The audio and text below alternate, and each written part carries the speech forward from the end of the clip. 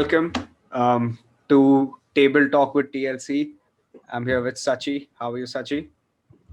Hi, okay, wait. My name's pronounced Sachi. Sachi, I knew it. I knew it. Everybody I spoke to has told me it's Sachi. I was like, no, it's double A. It has to be Sachi. Yeah, yeah, This, but it's okay. Everyone gets it wrong. I think now by now you have to accept it. Like either just change it. Like just change it to Sachi. No, Just it do just that. doesn't sound as good. But you were telling me when we spoke, you were telling me you were in Mexico for a while, for a year, and Yeah, you are very much in touch with the concept of death, which we will get into later. One of my favorite yeah. festivals is Dia de los Muertos. Is that how Dia it's de los pronounced? Muertos. Yeah, yeah, pretty Yeah. much, yeah. Have you experienced that in any form? I have. It was one of the highlights of Mexico, So and it's one of the things that has, yeah, yeah, give me an explanation of it. yeah, of course. So it's one of the things that has put me in touch with the idea of death as much as I am. Hmm. Because in Mexico, I guess the culture it's not just accepting of death. It's also it very explicitly mentions death, Hmm. and people are referencing it and talking about it all the time. If you go to a theme park, you're gonna see like a skeleton, like not a real Hmm. skeleton, Hmm. a skeleton statue or something like Yeah. that every 2 minutes. It's very, very normalized, and Dia de los Muertos is one of the reasons that it's so normal, because it's this whole festival that's dedicated to celebrating death and celebrating your ancestors, and it's just beautiful. I was with a family of 6 people at that time, and five pets, and Five pets? they had 2 dogs and 3 cats. Well, Oh my. actually, yeah, they had 4 cats, but one of them died. Oh my. I'm so sorry. Yeah, no, it's cool. Uh, I was with this family, and they make this like I don't know how to say it in English. Altar, like an altar. Is that what it's Okay. said? Altar. Yeah. I don't know how to say it in English. It's an English word though. What is it? Uh, it's basically like a shrine with photos Okay. of everyone in your family that you've lost, Hmm. and you put up flowers and you put their favorite food in front of it, and it's said that on the night of Dia de los Muertos the family members visit you, so you Yeah. make like a path of flowers towards the shrine. Hmm. So yeah, it's a little scary for someone who's like not used to death, but it's very beautiful and very Yeah, refreshing. I get it. Yeah. So I had this, so I was studying in Penn State for a while, and there I had a roommate who was Mexican for in my first year. So have you watched James Bond, which was the last one? Shit. Don't watch any movies or TV shows. Not at all. I mean, I do, but very little. Like I watched 10 in 5 years. Oh my. That's Yeah. a whole separate conversation. No, but in one of the James Bond movies, it was literally the most recent one where he was in Mexico in the first scene, and they were celebrating. It was the other Los Muertos, and I was like, dude, what is this? This looks cool as hell. Like it seemed like they were all partying and celebrating. I was like, what is this? Is this some like massacre or something happening? Like, what's going on? And then I looked into it and all, and like literally the very next day I was like with my roommate, and I asked him what the hell was that. So he goes like, it's we celebrate death, like we cherish the entire aspect of what death is, and how the people who are dead are still connected, like it's not like they're lost forever. And I was like, damn, that's sick. Yeah. That's really cool. Yeah, they have like a whole festival. They have events around it. We visited like a cemetery of 300 graves and just Oh, like walked around it and took photos for the whole night. that's really cool. But how did you get to Mexico? Like an exchange program? Like how did it go about? It was a long-term exchange program. The process was all complicated. There was like an 18-page form that I had Oh to fill, my. which was so stressful. But yeah, it was worth it in the end, because it's like about 6 months of preparation Hmm. for the whole like legal stuff and visa and everything, and then you stay there for about 11 to 12 months. Coming to what you do, all this talk about death leads me. How are you so connected with it, to the aspect of that? Like, tell everybody how it works and what you do and everything. Yeah, I wouldn't say that I'm connected to death. I would say that I'm working towards like connecting with death, Okay. because I've been very scared of it for my entire life. When I was very young, one of my neighbors passed away from cancer, and I kind of Ooh. saw them being rushed to the hospital. I wasn't supposed to see it, but I happened to look that way. And the next day they passed away. So that whole thing was very traumatic, and I've been very scared of death since then. And I still am. Uh, and in 2019, right after I got back from Mexico, I lost four people in like four Oh months. my god. I wasn't very close to them, but they were people that I knew and people Hmm. that I really respected. And I lost all of them in different ways. One of my music professors was murdered. You might have seen it in the newspaper. His name was Bennett Robello, and his body was found in a suitcase in Oh my. Methi Nadi. Yeah, it was very scary, especially when you've been in touch with these people, and then Hmm. suddenly you open the newspaper and you see something like that.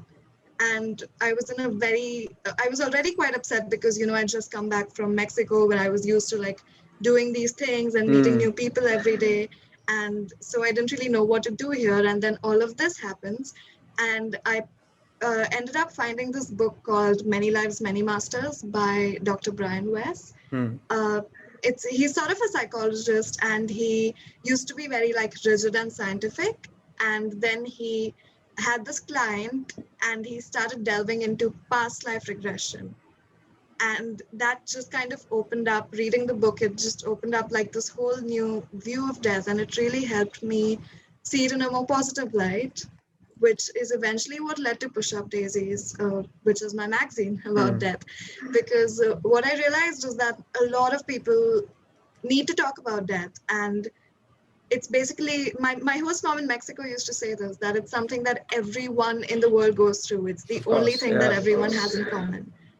And so I think everyone needs to talk about it. And what I wanted Push Up Daisies to be was like an archive and a safe space to talk about things like that. Yeah, basically, I've seen that death is very hard to talk about, Hmm. not just because it's such a heavy emotional thing, but also because you have to open up to people and you don't know how people are going to take it. And that's why we wanted Push Up Daisies to be there so others can open up and share their experiences and sort of get more used to the idea of death and, come around to accepting it Hmm. eventually. That's interesting. But is it not that like a lot of people don't really know anything as to like people aren't really aware of the fact that like they're going through this particular emotion of dealing with death? Like most people just go through it without realizing what just happened. Uh, I feel like people do realize that they're going through like stages of grief or Hmm. grieving, but I don't think that they give themselves the time to recover from it. I think they expect to bounce back from it very quickly, which obviously does not happen. So my grandfather passed away last year, and I thought that the grieving process would last for about like 6 months max, Hmm. but it's been a year and I can still feel like the after effects of it, Hmm. right? Hmm. Hmm. So what I've learned, I guess, from the past year and from Push Up Daisies is that grief is ongoing. It's always going to be a part of it's always going to be a part of life, Yeah. and you can't just expect to come back from it. Yeah, and it's not like I've always had this, like, at least in my opinion, I've like not lost anybody in my life who's really close to me, but around me a lot of people, like my grandparents passed away, but I wasn't like really close to them, so it didn't affect me or too much. But I saw my mom go through the struggle, to the extent that I was like 14 that time, so I didn't understand what she was going through. But now I get like a little bit, like I might get some flashbacks or something, like whenever I hear about any of the conversations that were going on, and I was like, dude, she was really going through something. Like, there is no way. I don't, even if like she's over the crying phase or the heavy sorrow and denial phase, she's always gonna miss her loved ones, right? Irrespective of how long it takes. You're like, I think it's just life moves on. Like, it's just that. It's, you don't get over it. It's not a breakup or something. Like, you can't like, Yeah. yeah. Yeah, exactly. I definitely think that people around you don't realize how hard grief is Yeah. and how long it lasts. Because, yeah, like I said, everyone expects it to be over after a while, but it never is. Yeah, it doesn't. Yeah. Yeah. But where did the name come from? Push Up Daisies. Right, I get this a lot. Yeah, because Uh, I don't know, Upsy Daisy is a phrase I've heard of. yeah, Like, that's like Upsy yeah. Daisy, like you go for it like that. Right. So push up daisies is a phrase that originated in Britain during either World War One or World War Two. I don't remember. Um, and it basically means when someone dies and their body is buried below the ground, flowers grow from the place where their body Mm-hmm. is buried. So basically, daisies are pushed up, and it's sort of like the Oh, cycle of life and death. Which is why I really liked it because oh, it symbolized like a new beginning, and death yeah. is in the ending. That is, that's a really, where'd you read about this? Where'd you know about all Wikipedia. this? So I Google you, like yeah. death phrases and picked Oh, out like 20, and I was like, Niharika, which one do you want? Niharika runs this yeah, room. yeah, yeah. Yeah. How do you know Niharika from another place? Like, how were you all in the? How do you all know each other? Yeah, I met her in Jai Hind College 4 years ago Oh, uh, on my first day of college. hmm, And yeah, we've been friends since then. We've been best friends since then. I'm glad. Yeah. But also with like how your entire it's a magazine, right? Like, it's an online magazine, right? Yeah, I call it a platform these days because Hmm. the idea when we began was to start like have a print magazine, Hmm. but I wanted that to be a very collective process with my Hmm. team. I didn't want to just do that by myself, which is why we still haven't come out with the magazine because the lockdown's going on and Yeah. I'm not really going out at all. So at the moment it's a platform and Yeah. I'm hoping that we can have the print issue out soon. But how exactly does it work? Like, what all does your magazine platform contain, and and how does it work? Yeah, so we get art submissions from basically all over the world. We get art, we get photography, uh, a lot of poetry, stories, essays, and we have a team of about like 25 people from all over the world. Oh, wow. So yeah, so I like micromanage everything, and we pick out entries. And sometimes I give them ideas, my team, I give them ideas to like what they can write and things Hmm. like that. So yeah, it's basically just we publish anything. We have a podcast. I said we Yes. started a podcast last month on our 1 year anniversary. Uh, it's called Bite the Dust, and Niharika and I basically talked about theories of afterlife. Oh, could you tell me about this? What is theories of afterlife? What's it called, by the way, just so that people can go check it out? Yeah, it's called Bite the Dust, like the Queen song. Yeah, but yeah, Yeah, yeah. Okay, theories of death. Go ahead. Like, I'm intrigued. afterlife. Yeah. Well, we basically in the episode we discussed heaven, hell, and reincarnation. Hmm. But the thing that I have been very biased towards has always been reincarnation because it just feels very comforting, Hmm. because I've read about like soul groups and things like that. Have you heard of that? No, what's a soul group? So it's said that you kind of reincarnate again and again with this group of people, this group of souls that are with you, and in every life you sort of help each other grow Hmm. and like reach your full Best. potential Yeah, yeah. basically. Yeah, and you go through all these life cycles, and I find that really comforting. Like it's very comforting to think that when I die I'll get to see my grandparents again, or things like that. And there has been a little evidence of that, but I don't want to get into it because I come on too strong. No, that's okay. I mean, it's fine. But evidence as in, what do you mean? As in a lot of people, when they in near-death experiences or psychology therapy and things like that, a lot of people have recounted their past lives, and it's very similar to how, oh God, it's all very consistent basically. The stories and the things that they say about, Hmm. their past lives or things like that. It feels very, I I get don't know, it. it Yeah. feels like there's some sort of consistency to all the Yeah. stories. Give me another theory of afterlife. What is the another perspective? What did Niharika say?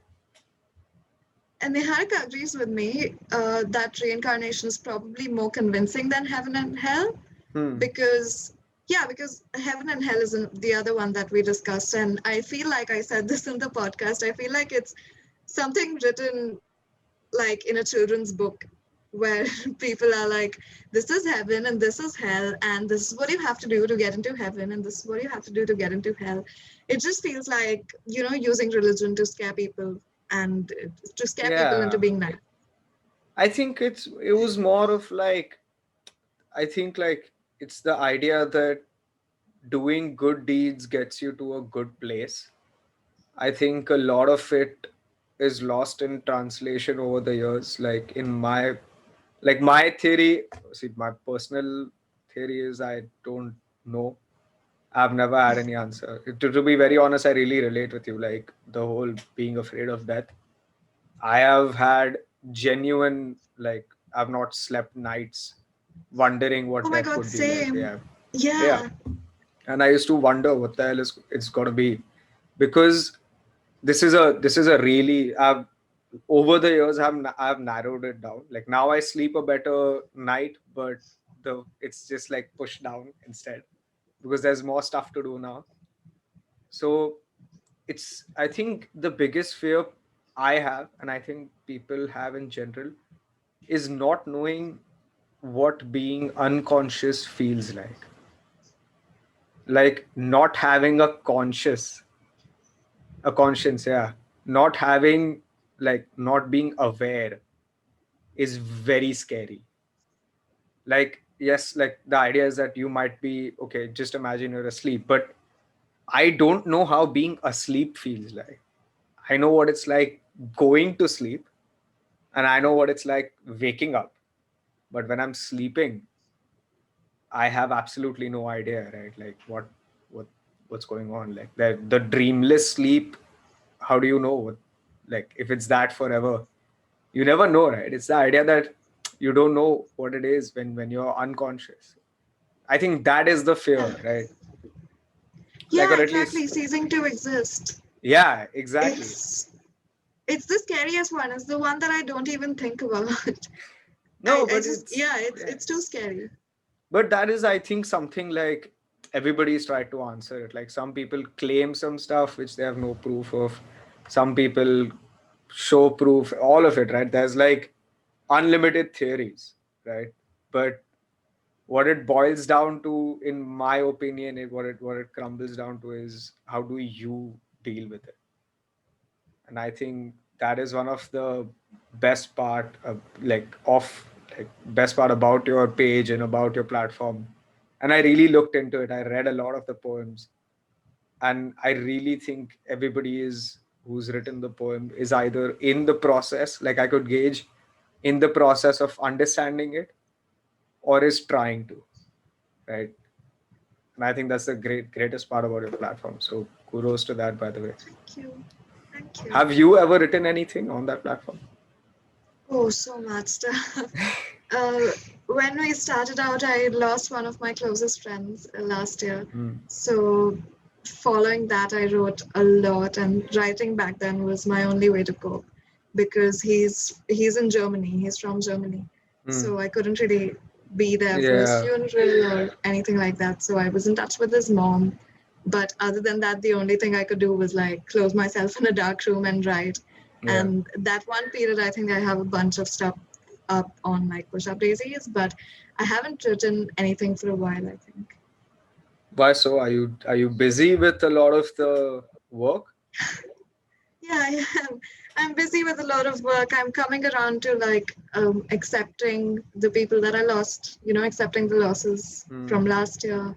And it just feels like I've, written a lot about it and there's nothing left to write anymore for a while. I get you. I get you. I think, yeah, like I think people underestimate the degree to which expression in some form or another helps.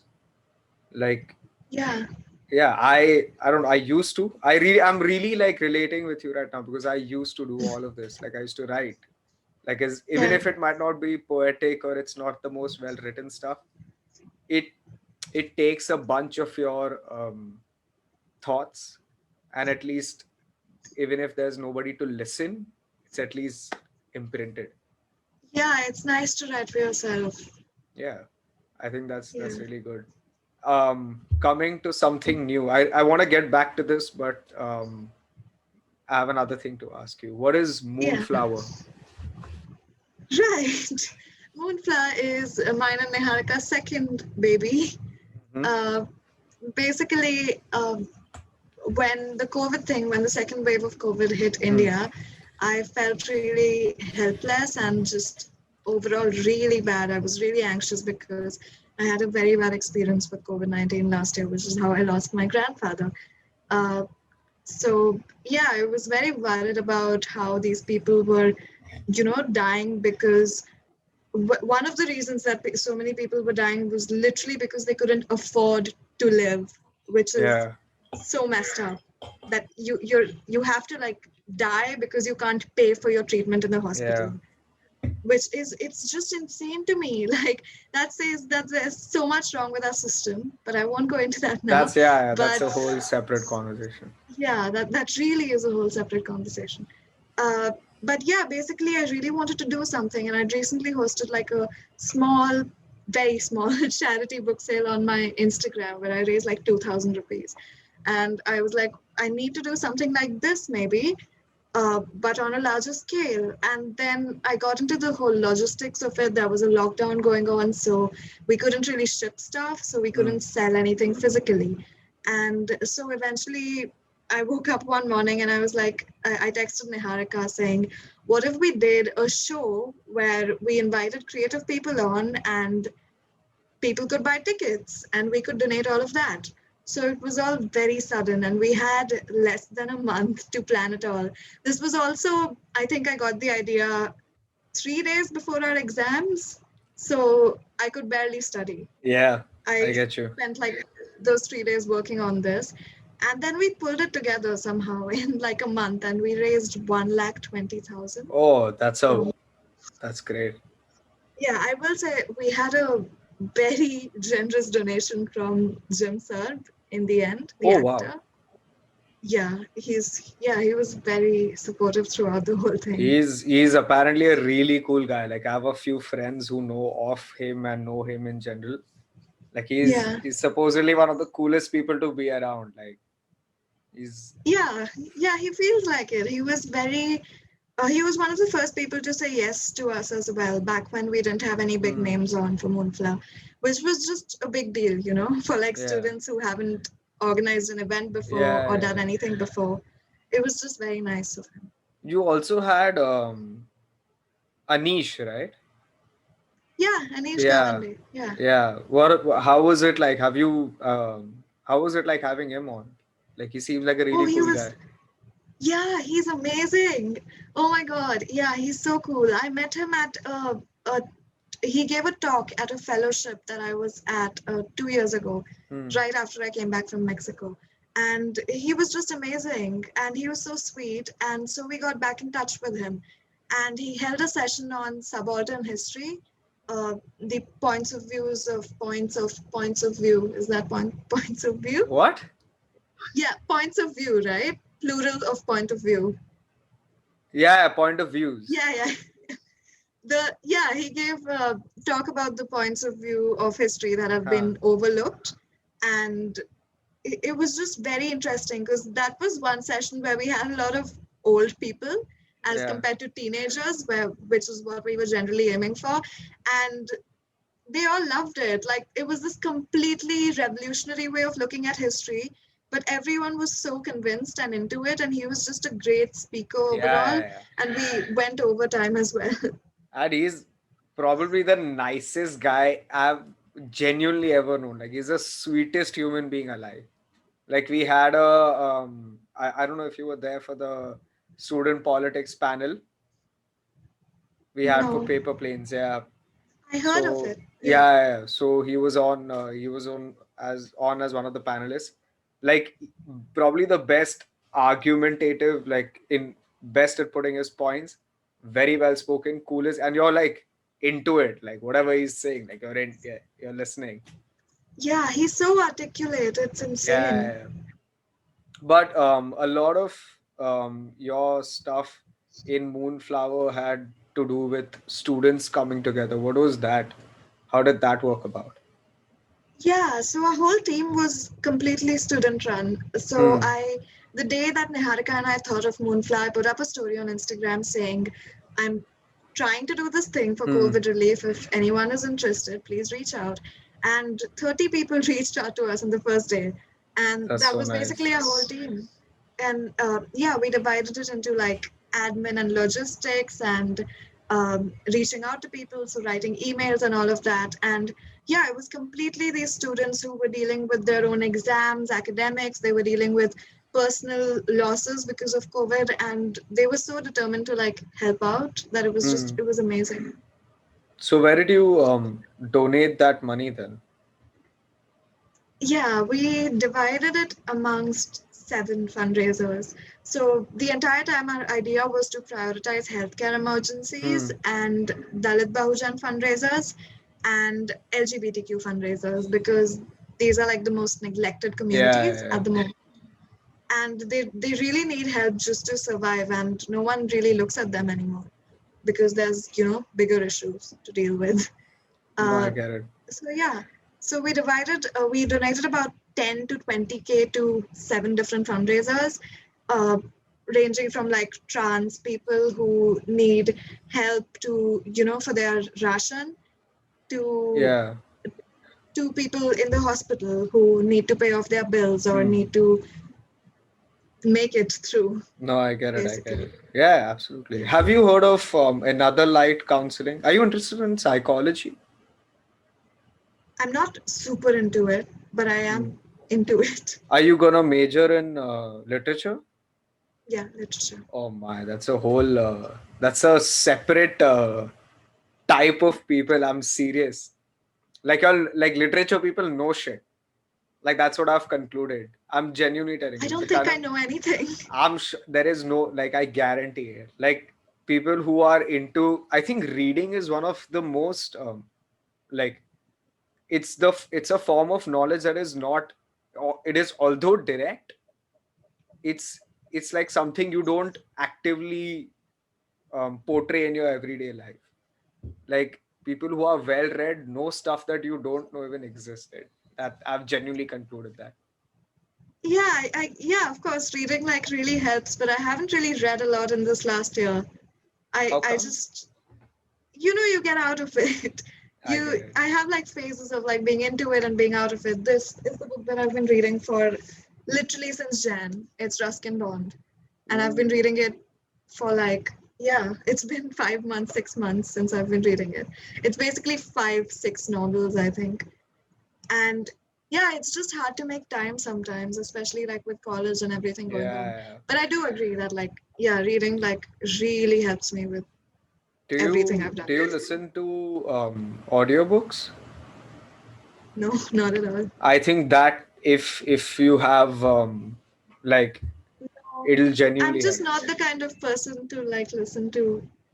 I told you, I don't even watch a lot of like TV shows. Yeah. And the reason that I don't read is because I don't have the time to read.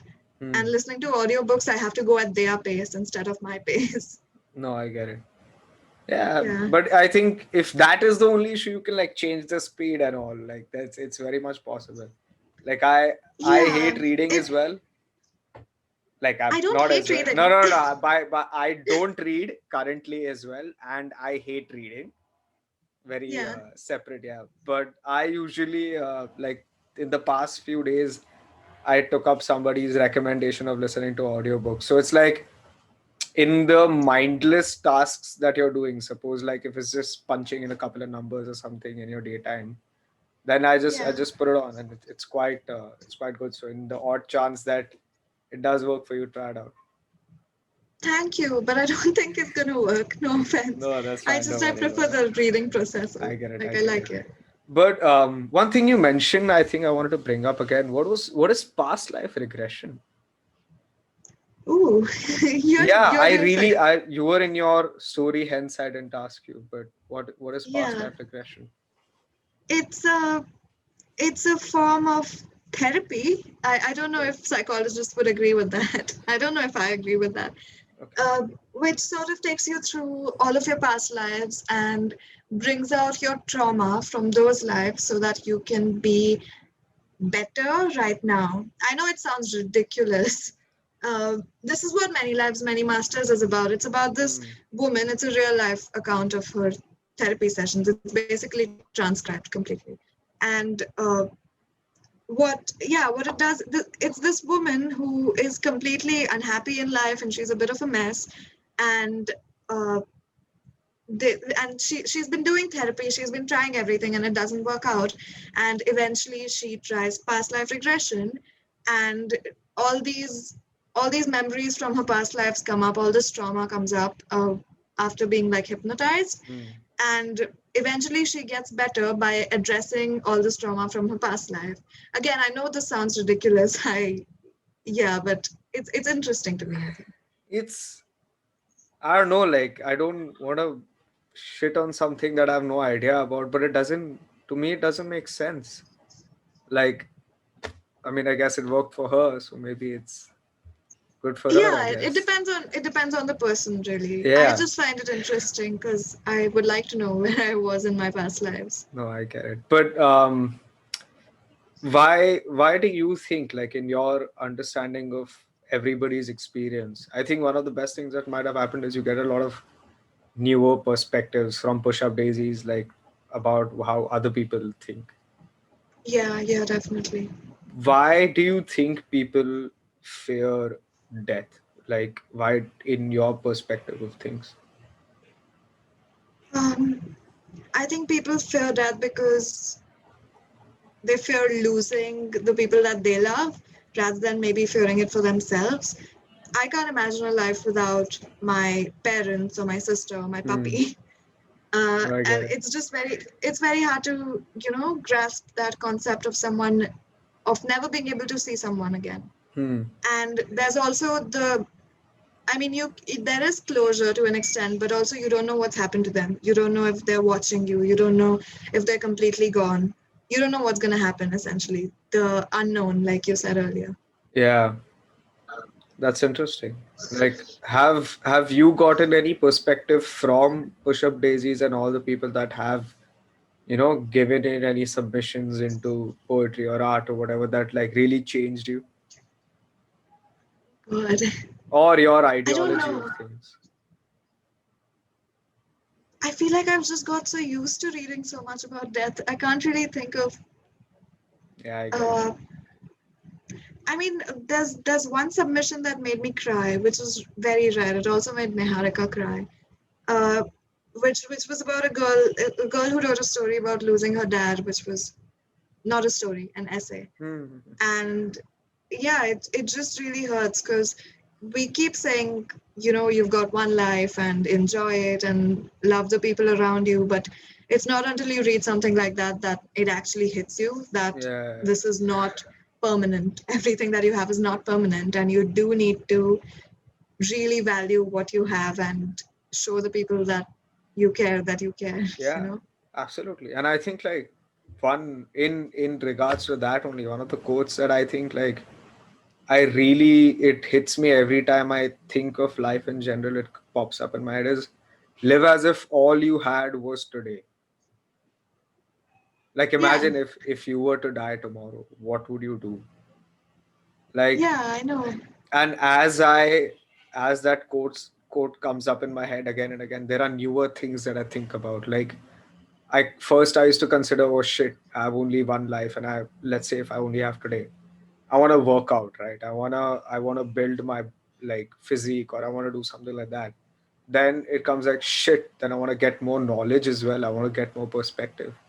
Then it came to, dude, I have friends and family who, if I have only today, I don't want to be an asshole to them. Like on a regular basis, I'm just like flipping people off on the daily basis. Like, and it Yeah, really changes it. Like, okay, maybe if actually all you had was today, which is although not high probability, there is a possibility that that happens.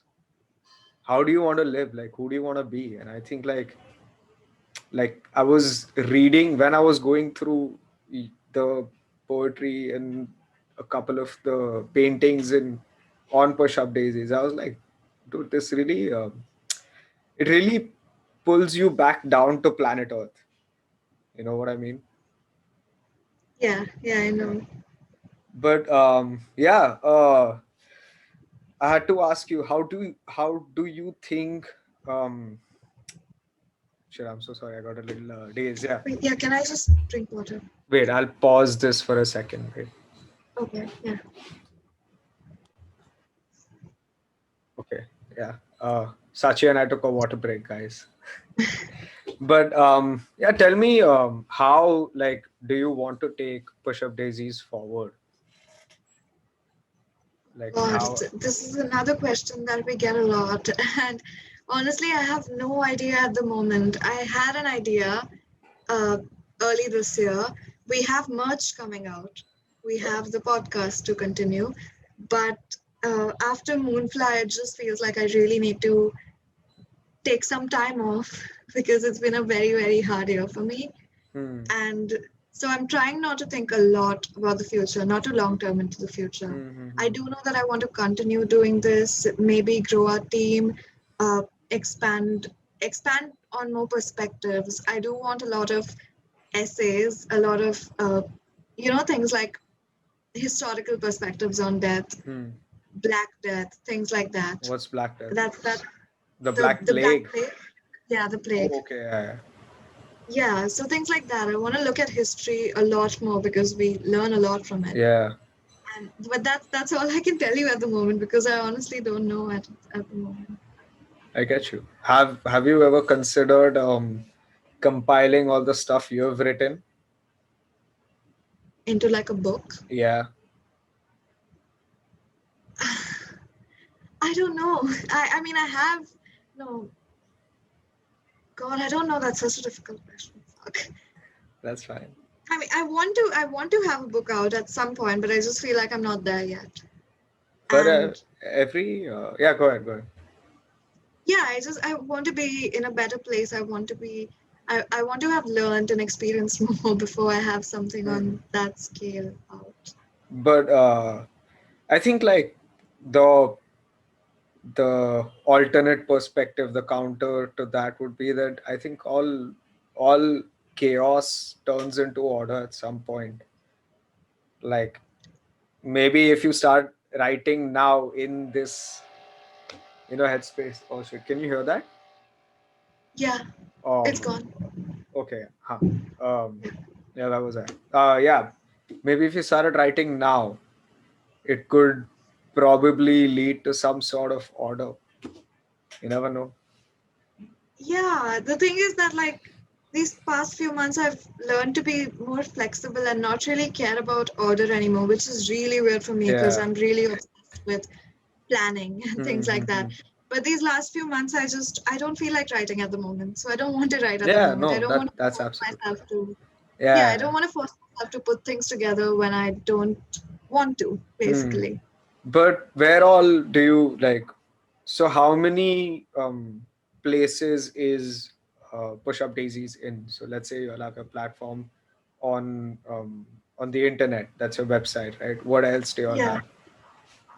Yeah, we just have our website, our social media, our podcast, which is on Spotify, Apple Music, and a bunch of other places that I don't remember. Yeah, yeah, yeah. And yeah, and I think that's all actually. Hmm. Yeah. But going forward, how do you think like in terms of a podcast, let's say, right? Would you be having guests on? What is the idea? It's just you and Niharika discussing theories. No, it's not just me and Niharika. Like I said, we have a team of 30 people, Oh yeah, 25 people. So I want to have two people on for every episode and discuss something different. So we have an episode, the next episode that's coming up actually, that's Death in Greek mythology, which is my friend Ira, who's also from NMIMS, another school, and someone called Sydney from Britain, who's also wow, on our okay, team, who are wow, sort of discussing Greek mythology. yeah, So we hope to have like team members, but I also do want to have guests from the outside, but just not at the moment. Like I said, we're just yeah, feeling yeah, things out. yeah, absolutely. But yeah, that's great. That's fantastic. On that note, I think Sachi, we'll wrap this. Sachi, we'll wrap this Yeah, podcast up.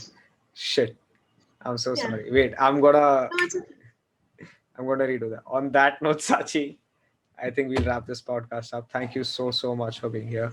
On behalf Thank of you so much everyone for having me. from anyone from NMIMS, thank you so much. Appreciate it. Yeah, thank you for having me. Guys, go follow Sachi. Go follow Push Up Daisies. Is Moonflower still on, or have you all ended the project? No, Moonfly is still on. We're hoping to have small events. Yeah, we'll obviously put the link in the description for that as well. Yes. And go check Yeah. out a podcast and go check everything out. Okay. Yeah. Thank you so much, Sachi. Thank you so much.